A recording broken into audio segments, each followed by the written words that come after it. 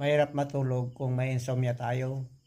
Kaya gusto nating matulog, ayaw tayong dalawin ng antok. Pag nakatulog naman tayo, bigla tayo nagigising, wala na. Lamban ninyo na ito ay nakakaroon tayo ng sakit na insomnia. Masama po sa ating katawan yan.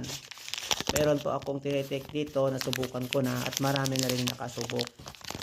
Itong naka-pause nito, isang food supplement po ito. Wellspring Nighttime Beauty.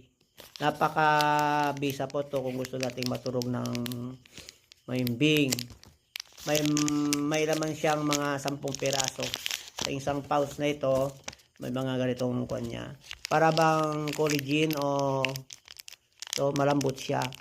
Bago tayo matutulog, kakainin natin isa. Isa lang po. Mamaya hindi natin naramdaman, nakatulog na tayo ng mahimbing. Kinabukasan po, ang sarap ng pakiramdam kasi nakatulog tayo ng mahimbing. Ayun po yung epekto ng pagkain ito.